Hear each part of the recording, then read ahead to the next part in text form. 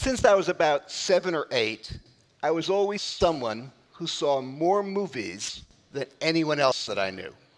Somehow for me, the experience of having the lights go down and having that bright rectangle burst on the screen meant more to me than anything else. When I was about 10 years old, I was in my local library looking for a book in the fine arts section when suddenly I stumbled upon a section of books on film. I was really shocked. How could there be books about movies? I mean, in a way, movies just were. How could you write anything about them? I pulled one down from the shelf and I decided to check it out.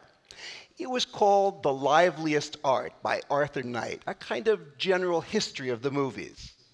I went home and I plowed through it about a day or so, taking down the names of some of the movies that Knight was especially interested in case any of them ever played in New York. About 2 years later, I was already, I guess, about 12. At that point, on a Sunday in September, the list for the 3rd New York Film Festival was published in the Sunday New York Times. Going through the listings, I noticed that there was a film called The Wedding March by Erich von Stroheim showing in that year's festival. I remember from Knight's book that that film, or films by von Stroheim, were especially hard to see, so I asked my parents if I could go. The screening was on a Sunday, so it didn't interfere with my schoolwork.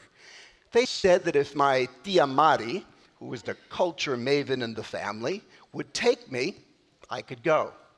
I asked her and she agreed, and I was off to my first New York Film Festival.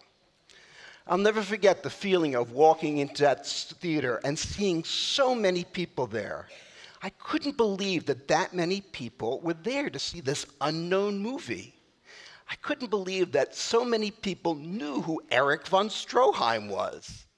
Suddenly, my growing obsession with the movies didn't seem so odd. I was part of a community. The lights went down, the piano accompaniment started, and I was in sheer heaven. About 23 years later, I found myself once again at Lincoln Center, this time as the director of the New York Film Festival, a job I had dreamed about since that Sunday way back in 1965. I've also had a career as a university professor, offering courses on film theory and film history. And probably the course that I've offered most has been on Latin American film history. Indeed, it was Latin American films that more than any other really whetted my appetite for spending the rest of my life talking about, thinking about, writing about, and exhibiting films. Latin American films in the 60s and 70s just challenged the way that we spoke about politics and history.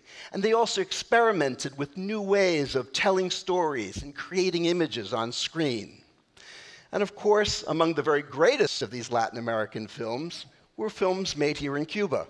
It was always remarkable to me that so few years after the revolution, Cuba could move really to the forefront of international production. It's always a pleasure as I teach Latin American cinema to introduce a new generation of young Americans to films and to watch their surprise and delight as they discover works such as Memorias del Subdesarrollo, Lucia, or De Cierta Manera. They make films like that in Cuba? They ask me. Yes, they do, I answer. But in addition to the films, I also enjoy sharing with them some of the essays that were written here in Cuba and elsewhere. And one essay that makes a especially big impression on them is an essay called For an Imperfect Cinema, Por un Cine Imperfecto, by Julio Garcia Espinosa, one of the giants of Cuban, indeed of Latin American cinema. Very often we'll spend our entire class time just discussing the contents of that essay, for its vision of our immediate future is so fascinating and so intriguing to my students. In it, Garcia Espinosa writes, "The evolution of film technology makes it possible that this technology will cease being the privilege of a small few. Art will not disappear into nothingness, it will disappear into everything." Amazing that he wrote these words in 1969. Garcia Espinosa was already imagining a world in which everyone could become a filmmaker. And indeed, the new digital technology has made it so that each year this prediction is becoming more and more true.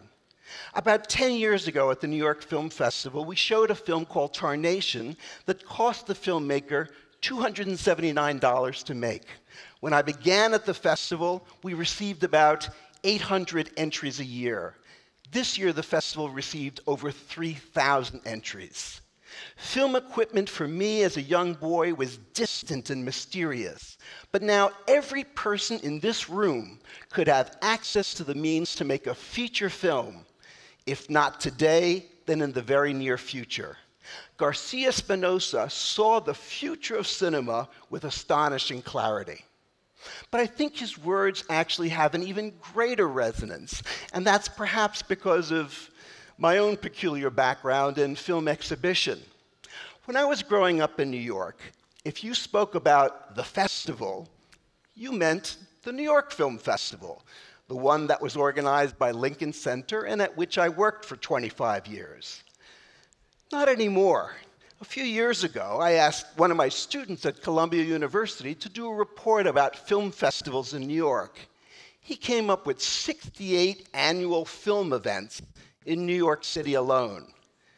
Nowadays, if a young man or woman wants to work in a film festival, they no longer have to dream about working at the festival.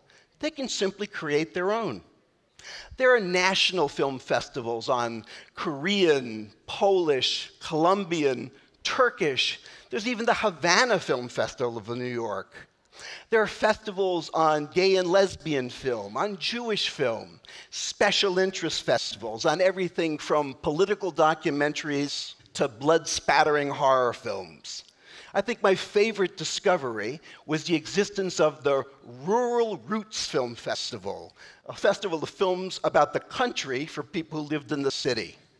All you needed was a blank wall, a digital projector, and you could create your own film festival. From the number of emails I get every week, I would say the number of film festivals in New York is easily over 100. And again, that's just New York City. Add to this proliferation of film festivals the emergence of a new series of what you could call micro-cinemas, cinema spaces that are cropping up in restaurants, bars, art galleries, and other spaces that often accommodate only 30 or 40 people.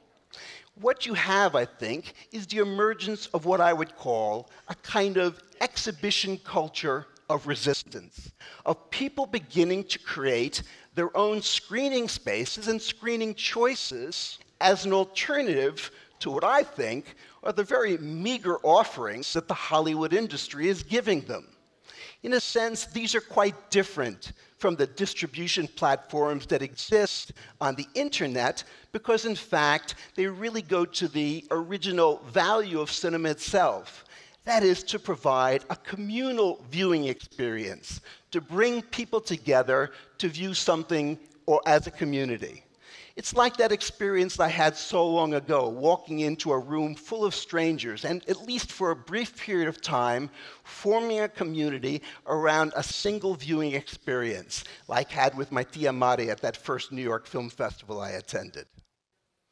There are so many things that bring Cuban people and American people together, and I think one of the strongest is our mutual love of the movies. I think so many things are changing here in Cuba that I think it's just a matter of time before the structures of film distribution and exhibition begin to change. In America, in the last 20 years, we've seen a lot of changes happen because of this revolution in digital technology. For example, the number of movie screens has really exploded. We have about 35,000 screens in the US right now.